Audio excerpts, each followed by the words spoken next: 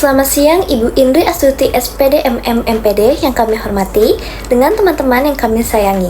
Di dalam pembuatan presentasi video ini sebagai pemenuhan penilaian ujian akhir semester di semester 2. Sebelumnya, izinkan kami memperkenalkan diri. Nama saya Cantika Zahra Hapsari Haryomo dengan rekan saya. Nama saya Sarah Hilma Azahra. Sebelum masuk ke pembahasan materinya, pernahkah kalian bertanya mengapa kita begitu sering diinstruksikan untuk menyusun karya ilmiah? Karena karya ilmiah melatih kita untuk berpikir secara logis, menyajikan argumen secara sistematis, dan berkontribusi pada pengetahuan yang terus-menerus berkembang. Hal ini merupakan keterampilan yang tidak ternilai di dunia profesional maupun di dunia akademik. Untuk mengoptimalkan pemahaman kita, presentasi pembahasan ini akan terbagi dalam beberapa pembahasan penting, yaitu yang pertama, pengertian karya ilmiah, yang kedua, tujuan karya ilmiah, yang ketiga, manfaat karya ilmiah, yang keempat, ciri-ciri karya ilmiah, yang kelima, bentuk karya ilmiah, yang keenam, kaidah kebahasaan karya ilmiah, yang ketujuh, struktur karya ilmiah, yang kedelapan, jenis-jenis karya ilmiah, serta cara membuat karya ilmiah. Di pembahasan pertama, karya ilmiah artinya tulisan atau laporan tertulis yang memaparkan hasil penelitian atau kajian suatu masalah oleh seseorang atau kelompok tertentu dengan memenuhi kaidah dan etika keilmuan. Adapun tujuan dari karya ilmiah, yang pertama menyampaikan informasi terkait hasil penelitian atau penemuan di bidang tertentu kepada masyarakat luas.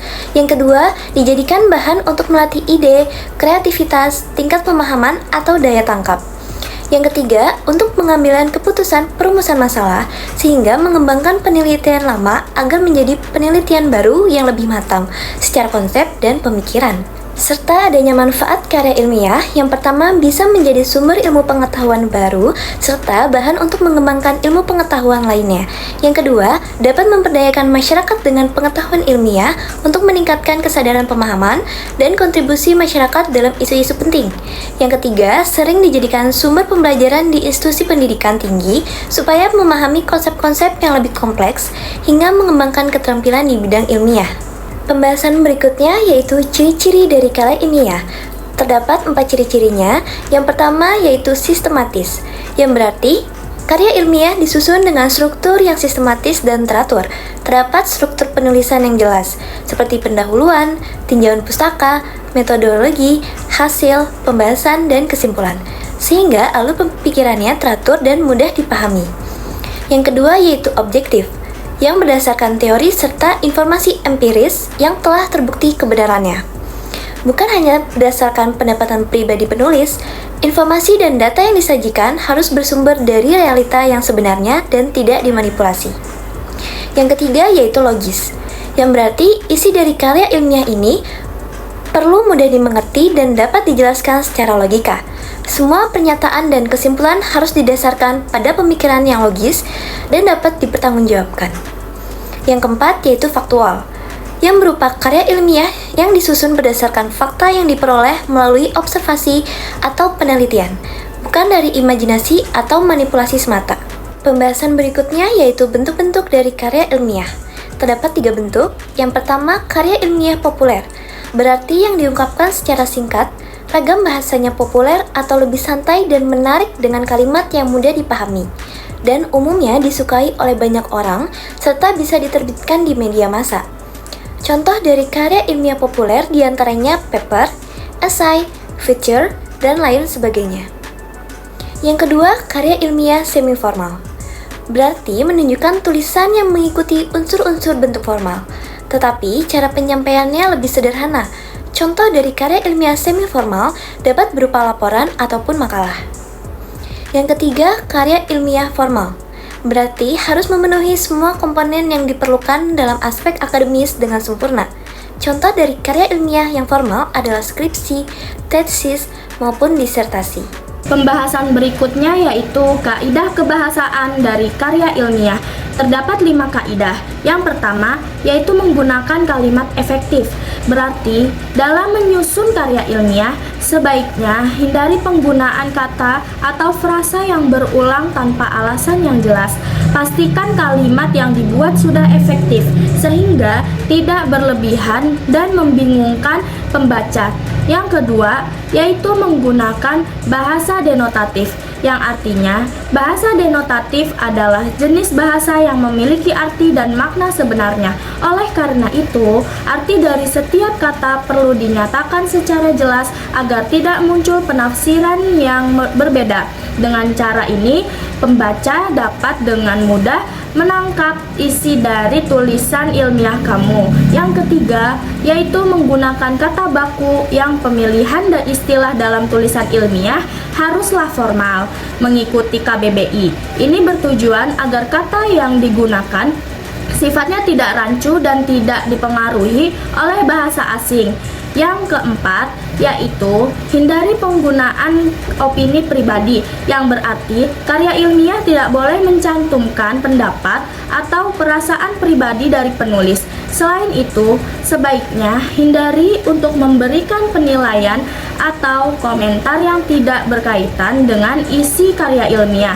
Yang kelima, yaitu menggunakan kata impersonal, yang berarti karya ilmiah memiliki ciri khas dan pemilihan kata yang bersifat netral. Ini berarti bahwa kata ganti yang digunakan harus bersifat umum.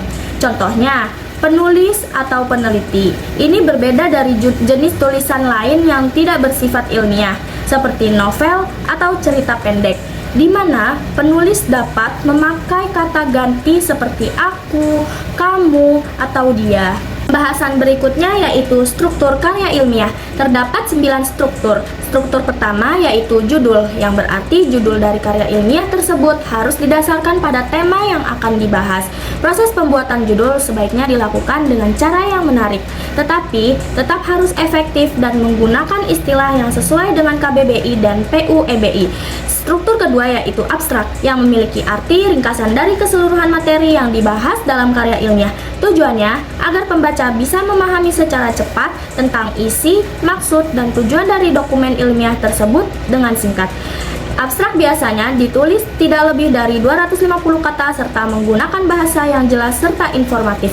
Struktur ketiga yaitu pendahuluan. Di dalam pendahuluan ini terbagi menjadi 4 subbab, yang diantaranya subbab pertama yaitu latar belakang masalah atau berisi penjelasan teoritis dan data yang berkaitan dengan isu yang akan dibahas. Pemaparan tentang latar belakang permasalahan ini disampaikan dengan ringkas, jelas, dan rasional. Subbab kedua yaitu rumusan masalah, berisi pertanyaan-pertanyaan dari masalah penelitian yang dapat menyusun rumusan masalah dengan merujuk pada konteks dari permasalahan yang ada.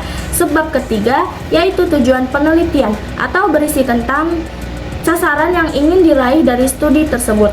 Subbab keempat yaitu manfaat penelitian atau berisi penjelasan mengenai manfaat atau kontribusi apa saja yang akan dihasilkan dari hasil penelitian. Manfaat penelitian umumnya ditunjukkan untuk memajukan ilmu pengetahuan, bidang, atau masyarakat yang ada hubungannya dengan masalah yang diteliti.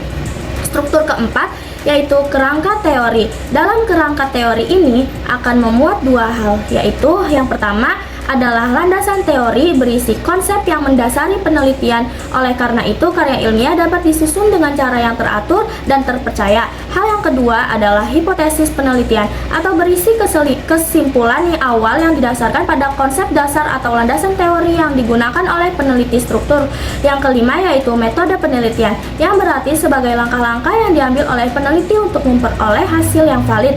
Pada bagian ini dapat menjabarkan jenis metode penelitian yang dipilih, konsep serta variabel penelitian, populasi dan sampel yang digunakan, teori dalam pengumpulan data, hingga melaksanakan analisis atau pengujian data. Struktur keenam yaitu pembahasan penelitian, yang berarti menjalankan proses penelitian dengan menggunakan bahan-bahan serta prosedur yang telah ditetapkan sebelumnya.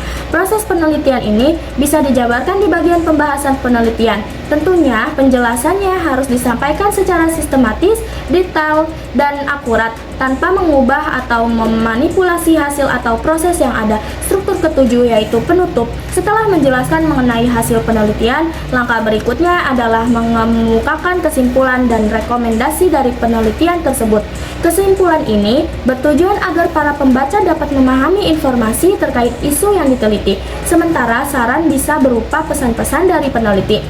Saran ini ditunjukkan bagi peneliti lain yang ingin melakukan kajian di bidang yang serupa. Struktur kedelapan yaitu daftar pustaka yang berisi segala sumber referensi penelitian kamu dalam daftar pustaka. Dalam menuliskan daftar pustaka, umumnya akan mengikuti format yang telah ditetapkan. Dari cara penulisan nama, judul, karya, nama penerbit, identitas buku atau jurnal, sampai dengan tahun terbit. Melalui daftar pustaka ini, karya ilmiah yang dibuat akan menjadi lebih terpercaya. Struktur ke-9 yaitu lampiran, berupa lampiran informasi yang didapatkan selama proses analisis saat melaksanakan penelitian. Pembahasan berikutnya yaitu jenis-jenis dari karya ilmiah. Terdapat 6 jenis.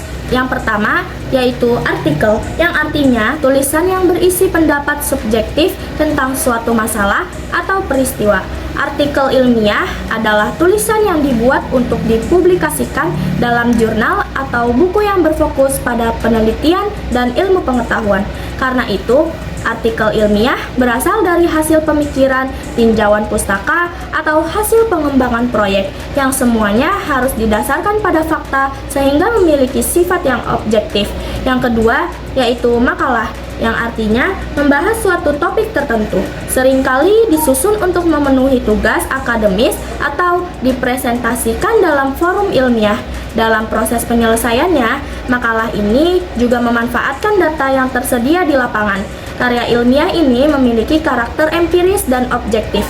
Dalam penyajiannya, makalah biasanya dipresentasikan dalam sebuah kegiatan seminar. Jenis yang ketiga yaitu skripsi, artinya karangan yang ditulis oleh mahasiswa sebagai bagian dari persyaratan akhir pendidikan akademisnya. Karya ilmiah yang dibuat oleh mahasiswa untuk mendapatkan gelar sarjananya yaitu S1.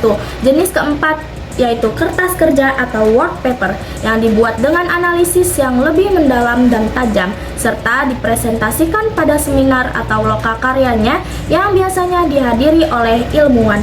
Yang kelima yaitu tesis, artinya yang mengungkapkan pengetahuan baru yang didapat dari penelitian. Karya tulis ilmiah mahasiswa untuk menyelesaikan program studi S2-nya atau pasca sarjana. Yang keenam yaitu disertasi, artinya yang mengemukakan hasil analisis yang dibuktikan kebenaran, kecocokan, dan keakuratan data dengan realita yang ada, diperuntukkan bagi mahasiswa program S3 atau tugas akhir untuk meraih gelar doktor. Pembahasan berikutnya yaitu cara membuat karya ilmiah. Terdapat 6 cara. Yang pertama yaitu persiapan atau perencanaan. Pada tahap ini, penulis perlu merencanakan segala aspek dari apa yang akan dibahas dan dikaji agar dapat tersampaikan dengan baik. Susun rencana secara rinci, mulai dari topik yang diangkat, rumusan tujuan, topik identifikasi, audiens, hingga ruang lingkup karya ilmiah. Yang kedua yaitu pengumpulan informasi. Adapun sumber-sumber yang dapat digunakan untuk mengumpulkan informasi dalam proses penulisan karya ilmiah yaitu perpustakaan, internet, bahan-bahan pustaka, ringkasan, atau parafrase. Kutipan serta bisa berupa wawancara, observasi, dan pertanyaan. Yang ketiga yaitu penulisan draft yang mengekspresikan gagasan dalam wujud draft awal. Kembangkan konsep kreatif yang sudah ada menjadi sebuah tulisan. Namun, di tahap ini karya tulis bisa berubah atau diperbaiki. Yang keempat yaitu revisi yang memperbaiki draft tulisan dengan cara menambah, mengurangi, menghilangkan, atau menyusun isinya agar sesuai dengan apa yang dibutuhkan oleh pembaca. Membaca ulang seluruh isi draft atau referensi yang dimiliki sehingga akan lebih mudah untuk membuat tulisan yang lebih sempurna. Yang kelima yaitu penyuntingan yang harus memperbaiki dan tinjau elemen-elemen mekanis dari karya ilmiah seperti penggunaan huruf besar, penulisan yang benar, susunan kalimat, penggunaan tanda baca, istilah, kosakata, atau format karangan. Yang keenam yaitu publikasi. Apabila merasa bahwa karya ilmiah yang telah selesai itu sudah ideal dan bebas dari kesalahan, selanjutnya dapat menerbitkan di berbagai platform. Tulisan yang dibuat tentu akan menjadi lebih berharga dan memberikan manfaat jika dibaca oleh orang lain. Penting untuk menyesuaikan tulisan dengan jenis media publikasi yang ingin dituju. Berikut tadi pemaparan pembahasan yang sudah dijelaskan. Selanjutnya, adapun kesimpulannya adalah karya ilmiah merupakan tulisan hasil penelitian yang sistematis dan objektif, bertujuan untuk menyampaikan informasi serta berkontribusi pada ilmu pengetahuan. Bentuknya beragam, dari populer hingga formal, dengan memuat kaidah kebahasaan yang efektif dan baku, serta cara pembuatannya yang meliputi perencanaan, pengumpulan data, dan penulisan revisi serta publikasi. Selanjutnya, adapun daftar pustaka yang kami jadikan referensi dalam presentasi pembahasan materi karya ilmiah. Demikianlah pemaparan kami mengenai karya ilmiah. Kami berharap presentasi ini tidak hanya menambah wawasan, tetapi juga menginspirasi kita semua untuk terus mempertahankan integritas, objektivitas, dan metode yang tepat dalam setiap tahapan penelitian dan penulisan. Mari kita secara aktif berkontribusi dalam menciptakan karya ilmiah yang bermutu, yang dapat menjadi panduan bagi perkembangan ilmu pengetahuan dan teknologi. Terima kasih atas perhatiannya kepada Ibu Indri Astuti serta teman-teman yang sudah menyaksikan. Saya Cantika Zahra dan rekan saya Sarah Hilma izin mengakhiri presentasi pembahasan materi kami. Sekian, terima kasih.